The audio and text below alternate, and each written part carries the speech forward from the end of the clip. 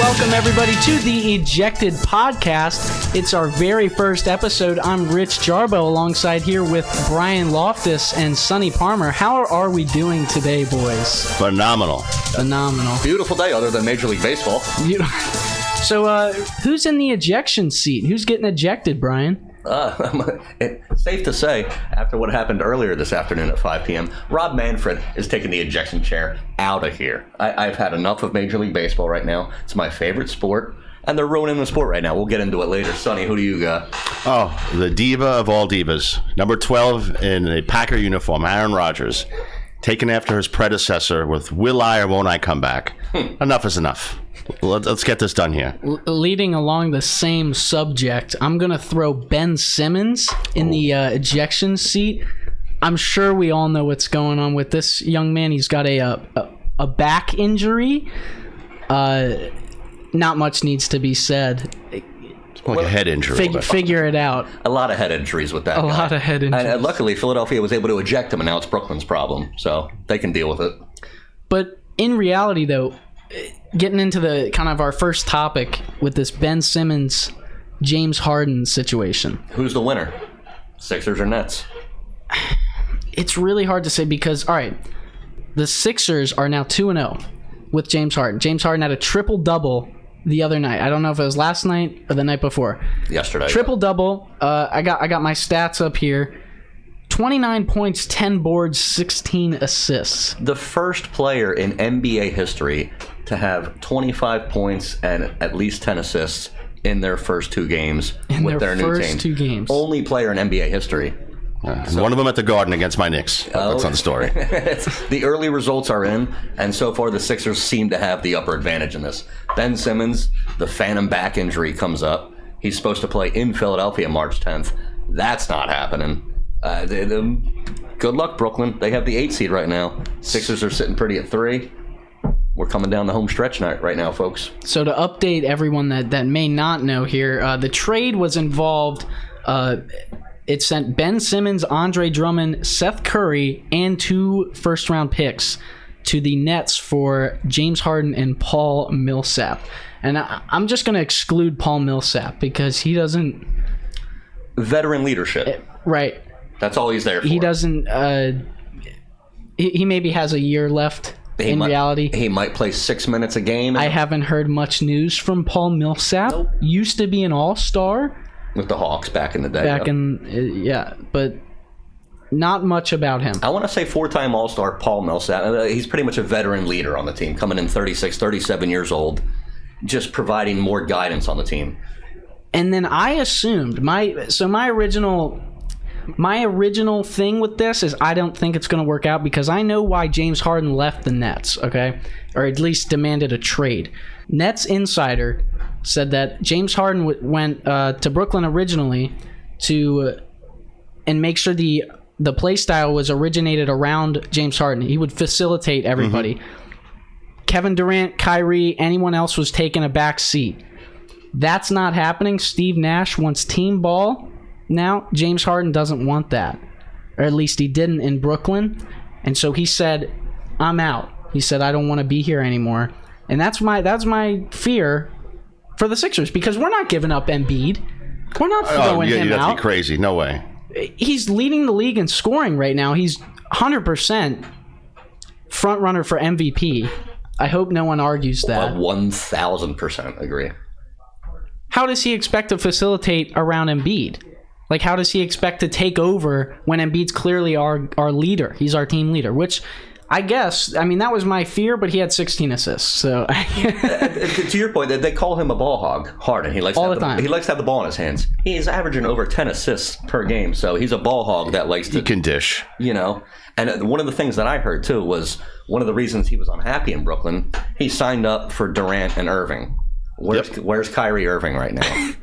He's not allowed to play in home games. I think he has 6 home games left. Yes, out of the rest of the season, because of the mandate hasn't been lifted in New York City, he's not allowed to play in Brooklyn. Without the politics here, I mean, if he just got vaccinated, for God's sake, months ago, we wouldn't even be discussing this. Absolutely. He's not there for his teammates, fans of the team, just the organization in general. That's short term or long term, it's not a good thing, I think, for the team and the league, period. One of the best players is out every other game. And to tie into one of your weasels, Kyrie Irving at least came out and said, you know what, I'm unvaccinated. Unlike your ejection seat, Sonny. Aaron Rodgers like to play hide and go seek with that whole topic. Yeah, whatever miracle cure his doctor gave him back in the summer, where he said, "Yeah, I'm good," what have you. And I'm stunned he wasn't suspended or dealt with more aggressively by the NFL simply for lying. Let me ask you two guys this: if Aaron Rodgers wasn't a quarterback in the NFL, let's just say he was an offensive lineman, maybe a wide receiver or a running back, if he pulls the same stunt and is not a quarterback, does he get suspended? Probably. And by quarterback, you mean like he's the team leader? He's the face of the franchise. Guy. Okay. He's the face of the franchise. Okay. And one of the 5 faces of the NFL. Probably still a top 5 quarterback in the NFL. I mean, would you agree? reigning MVP. I mean, yes. He's still got it. Where's he going next year? I think Green Bay. Yeah. I see Aaron Rodgers going to Denver just to hook up with John Elway. You saw Peyton Manning do it.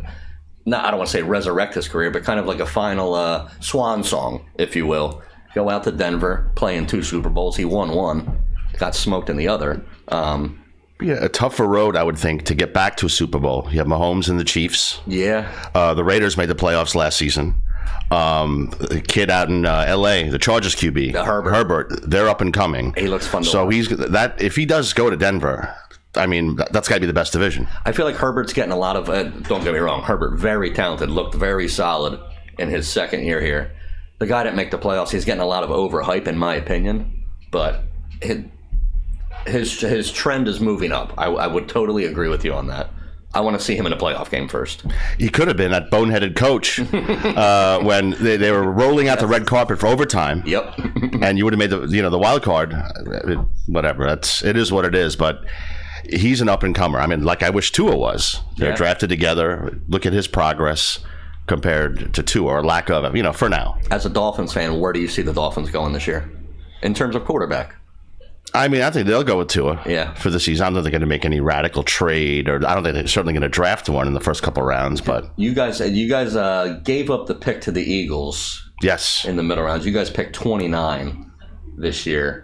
Based on one of the mock drafts that I'm looking at by Daniel Jeremiah, you're taking 29. You're taking the offensive tackle out of Tulsa, Tyler Smith, and I'd be blowing smoke up your asses if I pretended to tell you if I knew who Tyler Smith was. I have no idea. What I do know, they have $75 million to spend. Mm-hmm. Buy yourself an offensive line, for God's sake. You just took the question out of my mouth. Where would you address your first round pick? Offensive line? I mean, I'd go best player. Offensive line, if they lose Mike Gesicki via free agency, it could be a tight end. They need another playmaker. You can't live and die with Jalen Waddle. Right.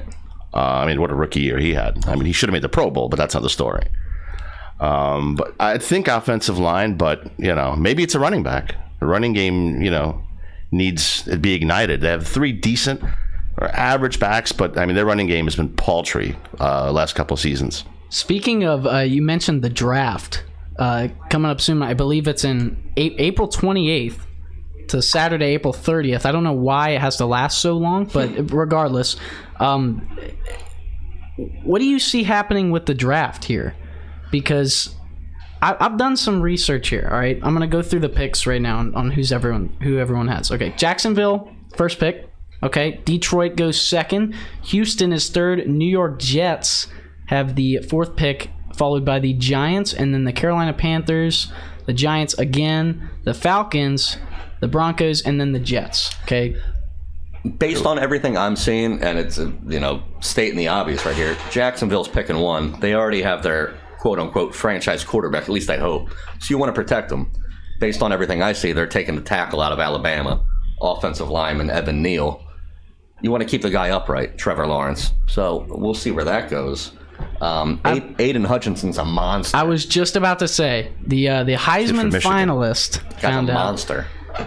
I've seen a bunch of mock drafts that he's going 1. Mm-hmm. He's going number 1. So previously it was Thibodeau, the kid from Oregon, but I've seen plenty of mock drafts where Hutchinson, moved up number 1, or maybe he goes to his hometown team, the Lions. Remember who Thibodeau reminds me of? Remember Mario Williams back in the day? Oh, sure. He was a surprise pick after Reggie Bush. Yep. He went 1. Yep. It was 06, 07? The Houston Texans. He had a decent career, but it was nothing. Not worthy of a number 1 pick overall. Yep. Agreed. And then I went through the top 10 there, and I want to mention that Washington football team The Commanders. has 11. The stupidest name. I'm sorry. The Commanders now. They've switched. They're the Commanders now. Oh, I didn't know that. I was gonna say, can we figure out a different name? But Some people have joked about their nickname. They're either the Commies or the Commandos. I was They should have gone with Hogs. Like the 1980s linemen, they should have just gone with the Hogs. Couldn't agree more. And then I know we have a lot of us I believe all of us are Philadelphia fans. Oh, not Not me. Not Okay, me. because the Eagles have 15 and 16 and 19. They got and 19, three in the first round. Mm-hmm. So here, let me pose this question to you guys. We were doing it before the show came on today. You got 3 first-round picks, all middle of the pack. So it's either hit or miss based on Howie Roseman, the Eagles GM, doesn't have a good track record of first-round picks. No. He's pretty good at hitting the later-round picks. Russell Wilson's out there. So is Deshaun Watson. So is Jimmy Garoppolo. And you still have Jalen Hurts, a couple other quarterbacks out there as well. Do you give up 3 first-round picks for Russell Wilson? No, No? there's too much rebuild if you really want to rebuild a team here, like 3 first-round picks. But it's not even rebuild. I don't know. You have a playoff team. They're coming off a playoff Right, run. but you can't give away 3 first round. But just so the GM can butcher it, and those 3 picks. Don't butcher it. Well, that easier said than done. You know, but wait till we bring in the phone calls in the next fewer episodes. Oh, yeah, we do have a phone here. We need to bring on my brother-in-law because he'll tell you all he feels about Howie Roseman. And the guy took J.J. Arcega-Whiteside instead of D.K. Metcalf. He took Jalen Reagor instead of Justin Jefferson. Those are just 2 of many examples of this guy blowing the draft. Granted, he did have a very successful draft last year. He took a flyer out on a 7th-round pick, Australian rugby player, Jordan Mailata. Yes. And Jordan Mailata is now their starting left tackle. Meanwhile, as good as that pick was, he drafted Andre Dillard, left tackle, in the 1st round from Washington State. And apparently, word on the street is that guy likes to cry in practice because he gets teased on. So, Oh, boy. We have the Jonathan Martin situation 10 years later, for those of you who remember. Former Dolphin tackle. Me, personally, can we all agree Russell Wilson, probably a Hall of Fame quarterback? More than probably. Yeah. Oh, absolutely. He's still got some work left down the road. He's only 33. I'd rather look. Jalen Hurts had a nice year, got the team to the playoffs. He only got the team to the playoffs, and we'll talk about this more because they added an extra playoff spot, which most sports are starting to do, which I think irritates all of us. Yes. But the Eagles made the playoffs mainly because they added an extra playoff spot. Having said that, I know Russell Wilson will come into the Eagles and make them a double-digit win team. That's it. I mean, it's a hefty price. It's a great question. It's with a gun to my head. I agree with Rich. I'm not doing it. And granted, the history of Howie Roseman as far as first-round picks, and I've always believed you build your team through the draft. You plug holes through free agency. Yes.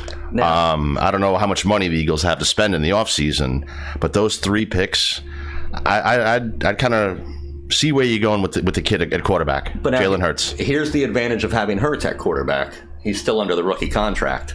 So yes, you can save some of that salary cap money and spread it around. You know, it seems like the Eagles don't know what a linebacker is when it comes to drafting them, or even free agency. They've even said it before. It's just, we're going to work with what we got, basically. And it's... You'll coach him up. Yes. I believe you had a specific baseball... Yeah, so they just met right up the road from us at Roger Dean Chevrolet Stadium in Jupiter, and they met for 16 hours yesterday. They were there all week, and still, they set the 5 p.m. deadline for today. Rob Manfred came out with a press conference, and send him to the moon. Where's Jeff Bezos when you need him? Get Rob Manfred out of here, because this is the same guy that called the World Series trophy a piece of metal. Thank you. It's the commissioner's trophy. So he called his own trophy a piece of metal, and they're adding, now it's going to be, they agreed on universal DH, which I know, Sonny, you don't agree with. No. That's your thoughts, Rich?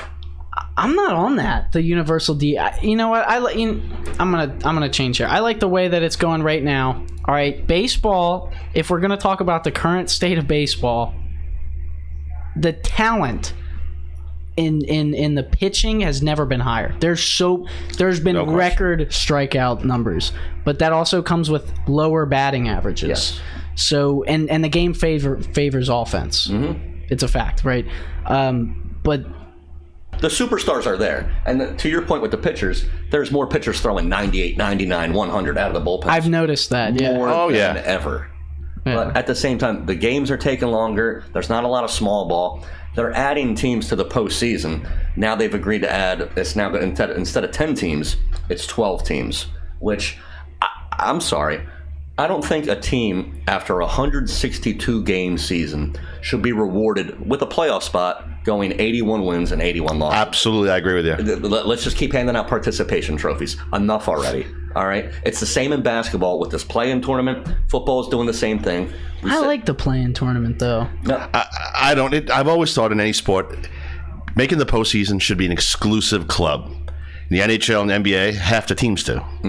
If the Lakers got in, they're going to be below 500. I know it's going to happen here and there. It seems like an annual rite of passage where you see a team that's under 500 make the postseason. And it depends on the sport. Like March Madness, it's great because you get the Cinderella stories. 1 through 64. Well, now it's 68. They've expanded that too. March Madness, different story, but it's sports dependent. Depends on which sport. Baseball, no, I don't. Let's get it back to 4. Basketball, keep it, I think they have to keep the 8, and the most of this money, the TV money, more owners, the more teams are in, more money's made, what have you. The interest is kept, but that's the only reason they're doing it, and it's disgusting. But here's the sad part: will I watch? Yes. Oh yeah, because it's an addiction. Say it. Brian's a sucker. I'm a sucker. Can we also talk about these rule changes specifically in baseball? Why are there so many? There are talks about eliminating the shift, and what I say about that is bunt. And you see Bryce Harper doing it. If you're a Phillies fan, you see a bunch of these guys doing it. If they have 3 infielders to the right-hand side with the left-handed batter, learn how to bunt down the third baseline and keep them honest. It's a skill. That's hard. Learn how to bunt. You mentioned small ball, and they got to put a memo out in every major league clubhouse. You are allowed to steal bases. Yeah, you can do it. You remember the days of Ricky Henderson? Oh, of course, Vince Coleman. I've said a lot. It's the stolen bases. It's a lost art. Moving the guy over. Small ball is virtually dead, and bring it back. And the sad part is the 3 of us all met each other by announcing minor league games at Roger Dean Chevrolet Stadium up there, and now we got to stick our thumbs up our butt right now because the millionaires and billionaires are fighting with each other. I side with the players right now because they're getting screwed personally. They're locked out. I mean, the owners can, from what I hear on ESPN radio, the owners are kind of comfortable missing the first month. Attendance in many cities is low in April. It's cold. You have crappy weather. I mean, a lot of fans don't really get into it right away. They're playing with fire right now. Yeah. And it's dangerous because I'm sure we can all agree they're the 3rd most popular sport in the U.S. right now behind football and basketball. It hasn't been the national pastime in years. No. NFL's king. I mean, come on. And right on their tails are hockey and the MLS. And the MLS is starting to creep up. We got a team now down in Miami. Look, am I going to give up on baseball? No.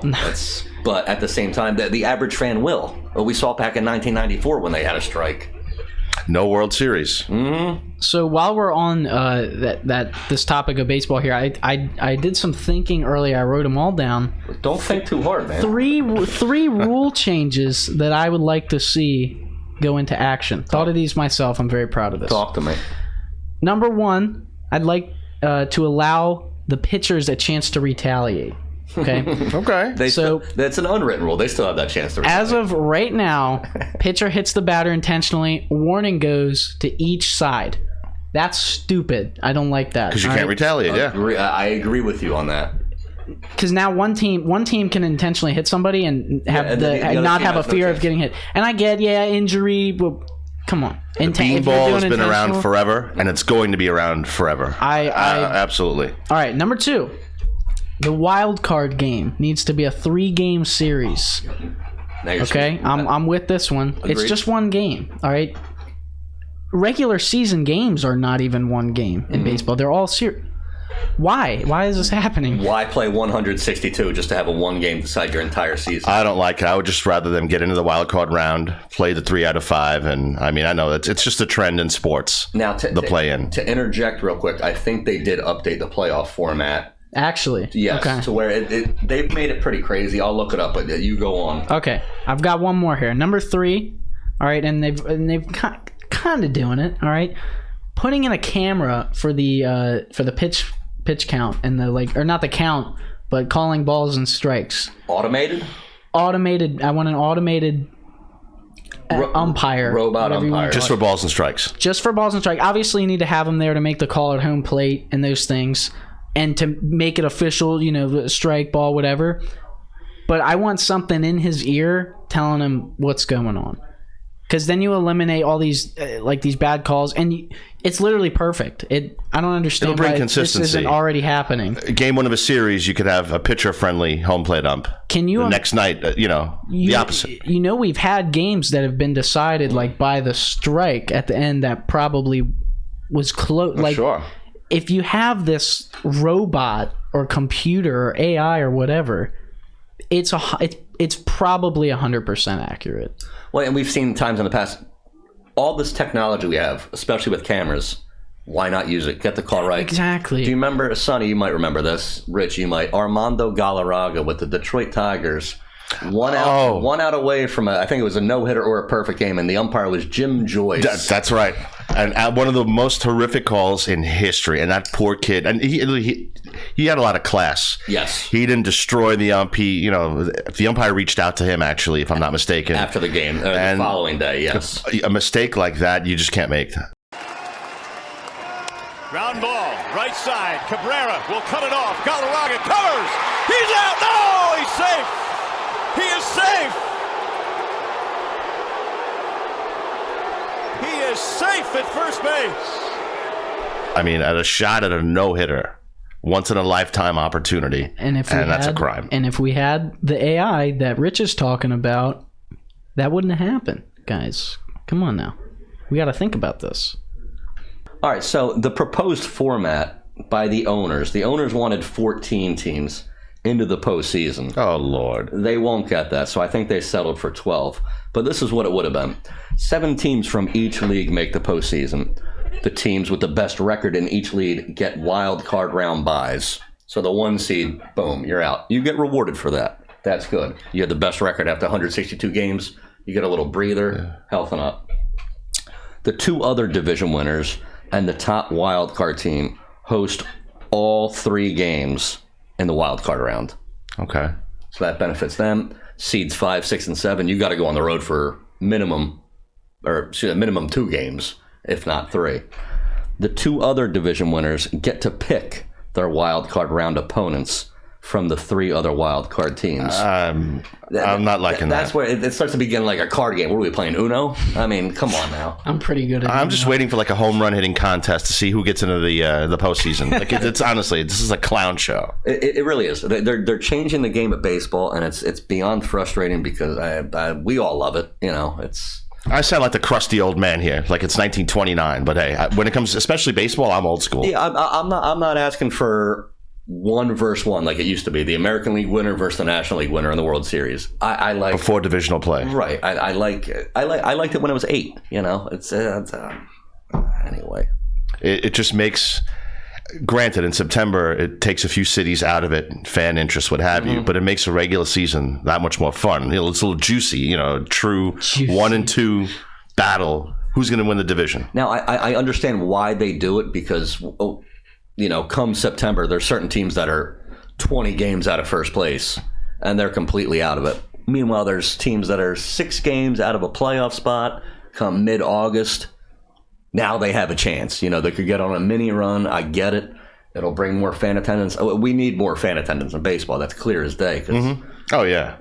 Especially after today, they're pushing people away, and it's the casual fan that may have gone to a couple of games a year, this is where I got something better to do. Why am I gonna? I got something better to do. What's on Netflix? Is Ozark on? Or, it's what new HBO series is on? So anyway, if you wanna get into Netflix and HBO, talk to me. I wanted to talk to you about this. I need a show to get into. I just got back from vacation. I got a lot of time on my hands. Well, where I was taking this was our top 5 sports movies. Oh, okay.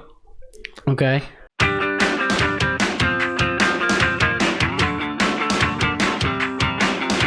I'm gonna go first, and you're not gonna enjoy this from my list. You're not gonna enjoy my list. I'm gonna tell you right now. All right, it's some of them. Okay. First, I need to ask: are we counting Uncut Gems with Adam Sandler and Kevin Garnett? Is that a sports movie? I haven't seen it. I would. Oh, come on! I know. You actually haven't? No. I haven't seen it. All right, I won't count it. Is it worth seeing? It's a fantastic film. All right, it's like say less. It's about Adam Sandler.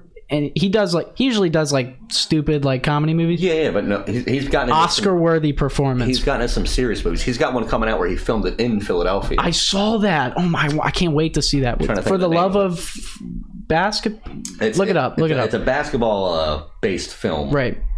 So he plays this like degenerate gambler, and he owns a jewel or like a what do you call it? Jewelry. Like an ice box. What do you call that? A jewelry store. Jewelry store. Yeah. Ice box. Look at this guy over here.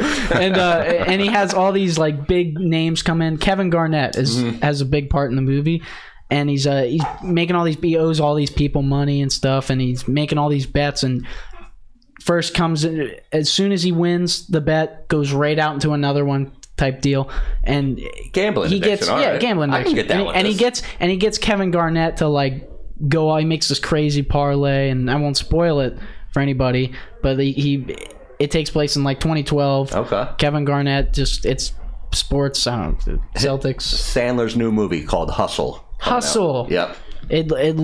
I can't wait to see that. But anyway, top 5. Okay, I'm not going to count that. All right. At number 5, I have The Blind Side. Solid program. Michael Orr, Baltimore. Good story. Sandra Bullock, go on. Number 4, I have The Sandlot. Okay. Classic film. Can't go wrong with it. I see you're disagreeing. I don't. We're gonna talk about it in a minute. All right. Number 3, Coach Carter. Samuel L. Jackson. I haven't seen it. I think I've seen it once. This is unbelievable. I gotta get thrown out of here. Not enough to remember. I'm a big movie guy. I'm with you, Sonny. Number 2. All right. This is where you're not gonna like it. Dodgeball. With Vince Vaughn. I like your list. It's high on that list. I love Dodgeball. It's creative. Dodgeball is fantastic. And I know you're not gonna like it. Thunderstruck at number 1. Kevin Durant. Oh my God. Wait. Now, so these are ranked. So Thunderstruck is your number 1. That is top tier. What? And I don't understand what the issue is, because this is That's a fantastic. number 1. All right. I get Kevin Durant's acting is like 2 stars out of 5. You're very generous. I'm looking at the camera right now, like. But it's just a great movie for me. I gotta ask you, how many times did you see that movie? I have seen this movie over 47 times at least. It's 46 too many. Me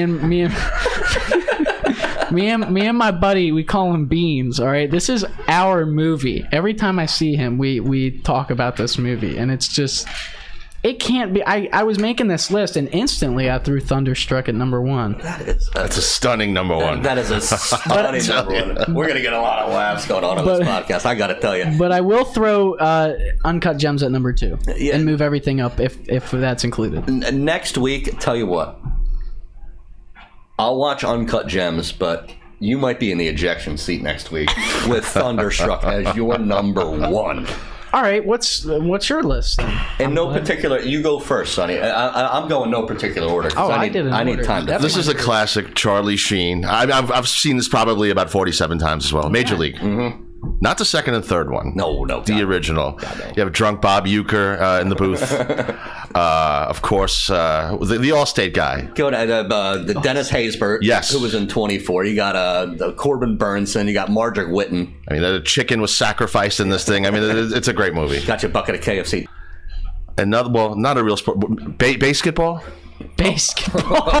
That's another one I've seen a few times. Not no 47 or anything. That one, Matt a few Stone and chuckles Trey out of that Parker. one. Yeah. South Park creators. That's like 20 years old, but I like that one. What about a classic like Rocky?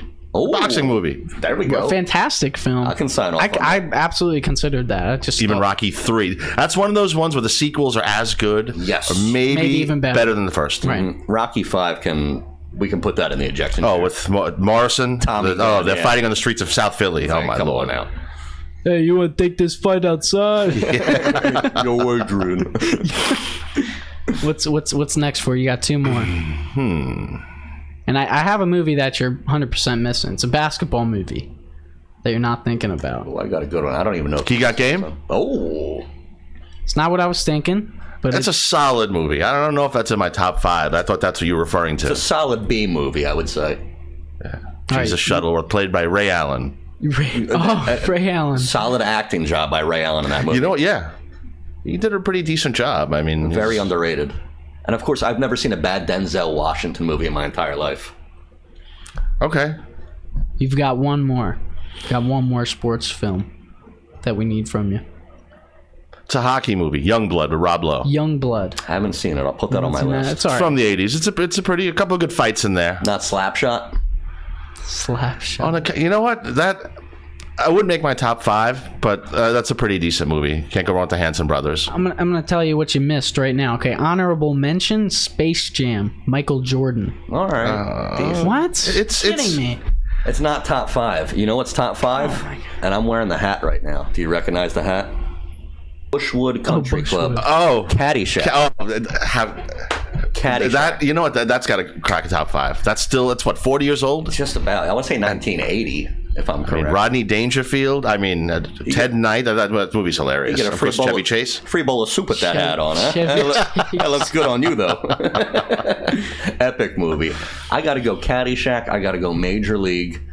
You got to go Rocky 1. You had me sold on that. I got to throw Moneyball in there with Brad Pitt. I knew you were gonna say Moneyball. Okay. I know you like that movie. Great movie. And you know what? 5th, Don't be afraid. Thunderstruck is, or Space Jam even. You know what? He's trying to sell you Thunderstruck. can't even pay me to watch that. Have you seen Thunderstruck? I have. I saw the cover. You haven't even seen the movie. I haven't seen the movie. Well, then you have no idea. Nor will I watch it. Oh my. Homework, Uncut Gems. You have to watch it. Homework, Uncut Gems. Heard that. I want to hear more about Ben Simmons. Talk to me about him. Ben Simmons. Because he's in your ejection seat. Oh, he is in my ejection seat. But you know what? You know what was going on? I saw a video. Kyle Korver, 3-point god, back in the Heard that the name in a Cavs, while.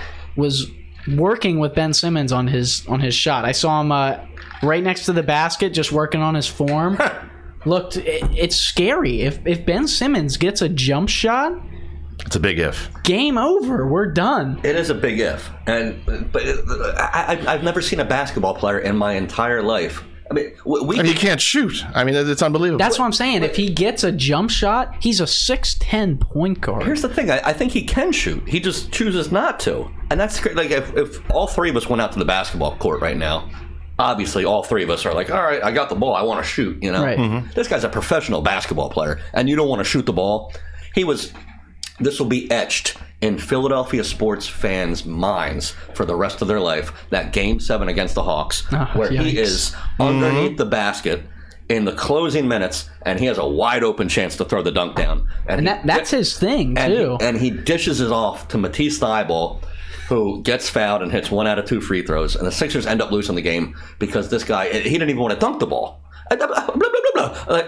Like it's mind-numbing. That's not going to leave your mind for a while. For the folks in Philly. It's Joe Carter in the 93 World Series. It's Andy Reid's clock management in the 04 Super Bowl against the Patriots. These things will never leave my mind as a Philadelphia sports fan. Something else on the terms of Philadelphia was the shot, in quotes. Kawhi Leonard. Yeah. I was watching that with all of my friends. And just Quadruple the doink. disappointment that went over my face. It's amazing. Unfortunate. Ben Simmons did pretty good in that. That was like good Ben Simmons. Yes, But that- here's the thing. To go back on him, all right, 6'10" point guard, I'm going to add again. If he develops a jump shot, we're done. It's scary. Sixers are over. Okay. But anyways, so they did a thing in Philadelphia. They do a thing in Philadelphia where if a opposing player misses back-to-back free throws, everybody in the stands gets a free Wendy's Frosty. it's a Frosty. Okay. So once Ben Simmons was traded to the Brooklyn Nets, Sixers posted, "Hey, Ben Simmons coming back March 10th." Wendy's then posted on Twitter, March 11th, question mark, and they put a picture of a Frosty up there. Okay. Let's see if he plays that game. He won't. He's out with back soreness. Harden and the Sixers, I think, benefit from this. Let's see what the draft picks. Let's see in the future. Maybe it does benefit the Nets. Here's why I'm not worried about those 2 first-round draft picks. One of them comes this year. It's going to be a late pick. It's going to be in the 20s Sure. at the very least. NBA basketball, pick in the 20s, crapshoot. You don't know what you're No getting. question. Sometimes the top 10 even. Right. It's we can go back to look at the Jordan draft where Jordan was drafted 3rd behind Olajuwon. Sam Bowie. Yeah. Sam Bowie. Sam Bowie is Sam right. Bowie? Out of Kentucky. Yep. Yeah, Olajuwon went first, much who people compare Embiid to Olajuwon. That I tell you what, Those low post moves, absolutely. that's a good pick over Jordan. That was a because good- Olajuwon, I believe, was a senior at the time, Junior out of Houston, but yeah. and he was putting up numbers. coming off with Clyde Drexler. anyone would have picked Hakeem. that was, Oh, yeah. What was the nickname for that Houston team? It was Phi Slamma Jamma. Yep, at the University of Houston. Yep. That was a good draft. Charles Barkley went 5th. Oh, out of Auburn. Yeah, the that's a Sixers. real good draft. Kevin Willis was in that draft. John Stockton. Oh, 16 to the Jazz. Gonzaga. and you know what? I also, since we're on the draft, LeBron James throwing out major attention to himself that whoever drafts Bronny, his son, is getting LeBron also. For a team to make a decision on something that important to draft, I mean, you're going to go with the legend's son. First of all, is he even... Bronny's good. He's not top like 5 draft picks, but he's a baller. So he's a junior right now in high school, if I'm correct. And they said, Yes. I think I saw this on ESPN today, he's 43rd ranked prospect out of their junior class, which still has time to develop. You know, he's obviously got the pedigree, being his, son of the father. But I've seen highlights. He's I mean, fantastic. is he going to be a one and done? Probably not. He might have to play 3 or 4 years in college, which would make LeBron James, 43, 44 by the time his son comes out? I got a feeling he's either going to be a one and done, or he's going to go to the G League, which is now. Yeah. I think he's if you get LeBron also and then Bronny, you're making a championship run. when he said at the All-Star game, Well, LeBron at that age, I mean, I don't know. LeBron, You're filling your stadium. Your fan base is going to be excited. I mean, ticket prices alone. Oh, yeah. Skyrocketing. you can pay $12 for a beer. he didn't rule out going back to Cleveland. They just had the All-Star game there, and they asked him. He goes, I wouldn't rule it out. And then he kind of backpedaled a little bit this past week, and he goes, look, I'm committed to winning with this team, but... Or like a one-day contract and he retires a Cab, or like plays. No, play with the Cavs. And the 3rd time's the charm with the Cavs, I guess. I did see that he put that out, but he also he's saying he's not doing Orlando. He said he'll retire if he gets traded to Orlando. He's done. Nobody wants to go to Orlando. I'm not saying that's going to happen, but he doesn't want to go there. So the question arose: what if Bronny goes to Orlando? Because they're going to have Orlando's not that good. They're going to have come the time, they're going to have a pretty good. I think in 2024, Bronny's eligible for the draft. You know what will happen? And I know, Sonny, you'll remember this. You might even remember this. They will pull a John Elway. They'll pull an Eli Manning, and they're going to say, I'm not playing for you guys. Elway got drafted by the Baltimore Colts. He said, I ain't playing for you. He threatened to be a New York Yankee. Yep. He was in their farm system. Yep. Eli Manning was going to get drafted by the San Diego Chargers. He said, nope, I will not play for you guys. Yeah, well, Daddy didn't allow that. Nope. That was a Manning family draft, for God's sake. I can't wait to see Arch Manning, Cooper's son. Where's he going to go? Bama? Excuse me? You got to. I could see Ole Miss sticking with Eli. Maybe Tennessee. Maybe LSU. Yeah. Stays in his home state. So, real quick, let's go back to this Ben Simmons thing because I have some more information. Please do. I can't get enough of Ben Simmons right now. Last night, this is March 1st here at the time of this recording, but Raptors versus Nets last night. Yes, please talk about this. Nets took an L to the Raptors. Right, they're I think they're like one game Say the in score. between each other. Say the score. Oh shoot! I have to get this score. Oh, I'll find it. This is great. The Nets got smoked. I was gonna say I'm pretty sure they did get killed, but they're playing tonight too at 7:30. Game already started. Looks like. I wanted to get on some betting lines for that, but Nets L. No Kyrie. All right, because no Durant, no vaccination, no Durant. He's got a MCL thing. When is he coming back? We can expect him within a week or two. So he's coming to, and no Ben because of the back. I was gonna say, how did Ben do last night? Nets are have fallen to the 8th seed. It's more like bend over. We can expect KD this week or next week. Expect Ben Simmons before playoffs. 133 to 97 last night. Oh, I didn't know it was that bad. 133 to 97. Oh, yikes! All right. So with that in mind, we can expect Ben Simmons before the playoffs. KD's coming back. All right. Kyrie's got like 6 or 7 games left. If things work out, with the Sixers are at the 3 seed right now. Mm-hmm. Okay. If the Nets maybe jump up and the Sixers, if things work out, they could play each other in the first round of the NBA playoffs, which means, first of all, what a show to watch that if that would happen. Nets versus Sixers with all the heat that's been going on, someone has to go home. Whether it's first round, second round, or third round, I want to see Sixers versus Nets because that'll be great theater. As an outsider, I agree. I mean, my Knicks sure as hell aren't making it. They might not for another decade, but that's not the story. Now, I live with a diehard Brooklyn Nets fan, and he's a true diehard Brooklyn Nets fan. And we were rooting for that series last year in the Eastern Conference Finals. Both the Nets and Sixers went to 7 games. Nets losing to the Bucks, Sixers losing to the Heat, obviously. Yeah. So we were denied that. But this year, I think there's a realistic chance those 2 teams meet up in the playoffs. But that's the crazy thing. It could be the first round, which means one of those teams leave the first round. That's just crazy. That's crazy to me. Plenty of drama already, with both teams. So that'd be a great matchup. No sleep till Brooklyn, baby. And then looking at the great song. Thank you. Some betting lines. Does here. Rich know that song? I don't even know that song. Beastie Boys, man. All right, Rich the kid here, Brian the middleman, and I'm the wily vet. 20. Yeah, we got March Madness coming up. We're gonna have to do a bracket here, and we should probably. Oh yes. We're gonna have to get like fill out your brackets on Twitter too. We're gonna get like a page going for that. Yeah, we're gonna get a Twitter at Ejected Podcast.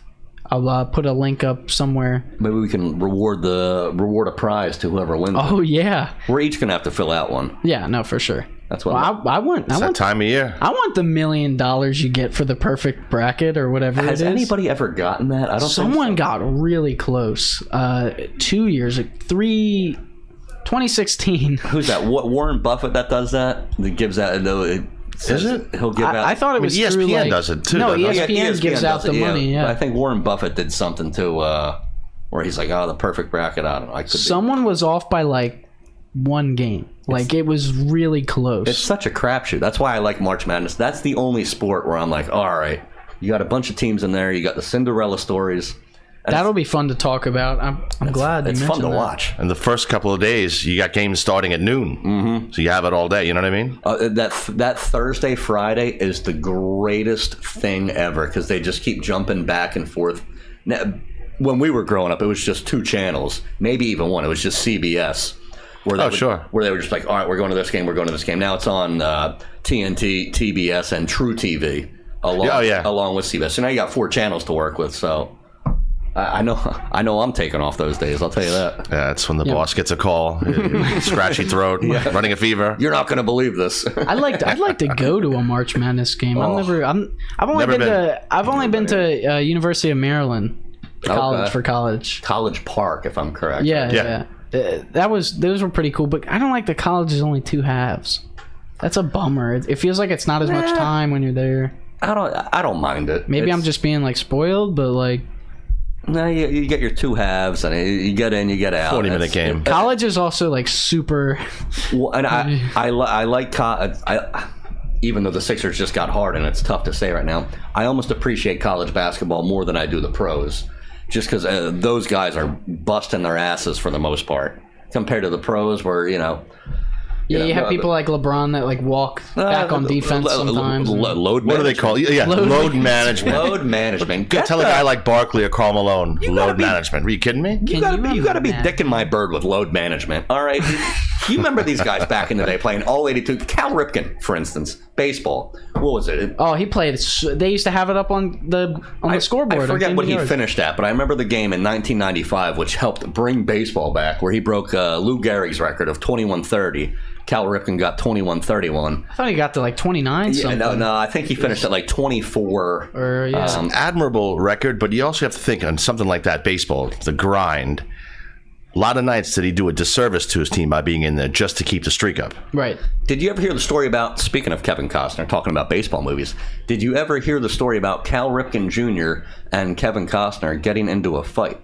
No. Oh, you gotta Google. I also didn't hear, but please tell us. You gotta Google this one, man. I put my money on Ripken, I think. And look, this is allegedly, so don't. But you can find this on Google. So, after the movie, I think it was Field of Dreams. There was like I don't know, like a viewing party or some stuff like that. Kevin Costner staying at Cal Ripken Jr.'s house. You know. Cal's leaving for the game. Little sleepover. Yep, yeah, little slumber party, if you will. Okay. But the slumber party escalated, allegedly, and so Cal leaves for the baseball game. He forgets something back at the house.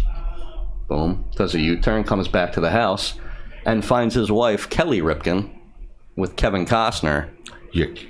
Oh in bed? my God. Google this, and Cal Ripken was not too happy about it, and apparently pummeled Kevin Costner to the point where he couldn't film his next movie in time. If you Google this... when did this happen? Back in the 90s? 95, 96. I'm stunned. I don't know this. You got to Google it. It is epic. I hope it's true, because who doesn't love a good scandal? Is he still married to Kelly Ripken? I don't think so, but that's what Google's for. Oh my! the next Rocky. I would have thought this would have made bigger headlines. I'm stunned. I mean, I watched ESPN every day for decades now. I wasn't born then. I feel in today's day and age, this would have been covered a lot more. But this is hidden before social media era, so it kind of slipped under the radar a little bit. Wow. Yeah, if that happened like now with like today's version of our athletes and actors and such, that's all over the place. All you got to do is type in Cal Ripken, Kevin Costner, and boom.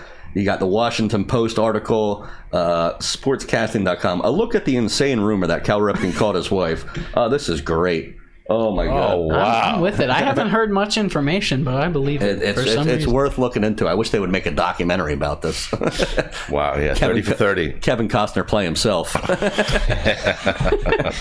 Do we want to get into the top 5 plays of this past week? I would love to get us some top 5 plays. All right, so top 5 plays here of this past week. Coming in number 5, we got Caleb Martin, up 18 in the fourth quarter, decides to throw it down on Vucevic. How did that taste? Vucevic, poor guy. Number 4, Hunter Baldwin, Harvard versus Miami, game 1 of their 3-game series, as Baldwin makes a fantastic grab right there at the warning track to end the game. How'd the warning track Harvard taste? Yeah, crazy dive. Look at it again. Oh, go big or go home. Eats it there. Number 3, Victor Scott. Had to do some research for this one. West Virginia's center fielder making an even better grab in the 8th there. Just robs that home run. Boom, right there. They would eventually come away with that win against the Charlotte 49ers. Incredible play. Oh, yeah, great play. Number 2, Ja Morant. Memphis Grizzlies here. Ja Morant had this insane play off the feed by Steven Adams. He gets, and it goes in. This kid is ridiculous. They would eventually...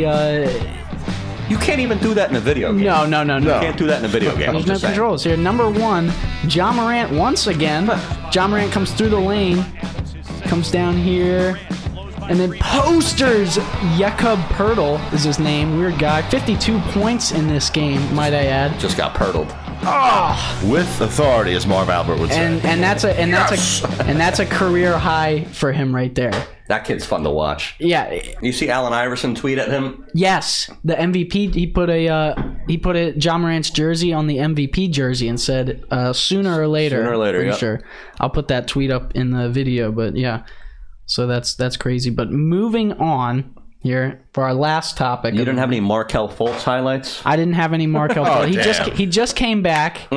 I as a Sixers fan, I'm not a fan of Markelle Fultz. Put him in the ejection seat too. I really don't like him. We got plenty of ejection seats to come. But take a number. Derek Jeter steps down as the Miami Marlins CEO. What are we thinking here? Look, I'm not. I'm a diehard Phillies fan. I root for the Marlins. I don't want to say I root for them.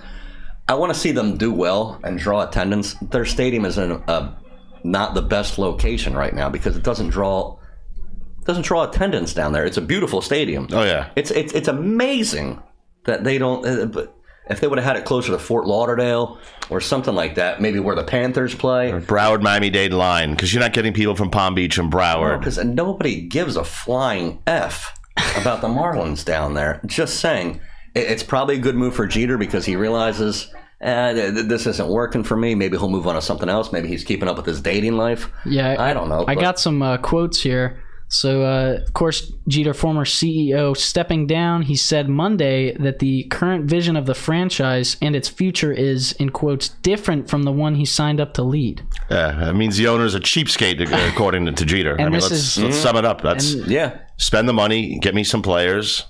And this is effective immediately, might I add. Another quote here. This is from Jeter. Today I'm announcing that the Miami Marlins and I are officially ending our relationship, and I will no longer serve as CEO nor as a shareholder in the club. End quote there. I can hear 4% of the team he owned. I can hear the wheels screeching out of the parking lot right now. Feets don't fail me now. Jeter said he's gone, and I don't blame him because that franchise is... It's interesting how they run it. Shockingly, they have more World Series championships than the Phillies. Oh yeah, since the Mets. Yeah, and they should thank their lucky stars. When that stadium is somewhat packed, the fans usually have a Phillies or a Mets hat on. Mm-hmm. Yeah, and even maybe we'll see Jeter try to take part ownership in the Yankees or Detroit. Or some role with the. Yeah, I wouldn't surprise me at all. You know what? He's one of the Yankees where you got to tip your cap to him. He was a fun baseball player to grow up watching. Oh, yeah. In my high school days, even in my college days, and all the way up until he finished his career. It was clutch. 5 rings, 22 Hall of Famer. The first Mr. November. Yeah. I'll never forget where I was. The 9/11 season.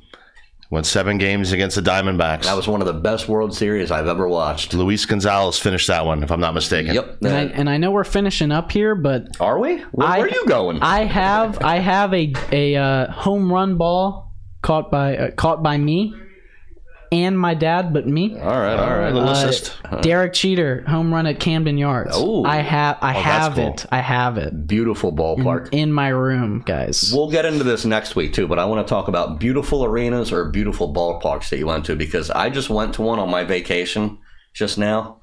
I won't tell you what it's at. It's a little teaser. I think I've only been to Camden Yards.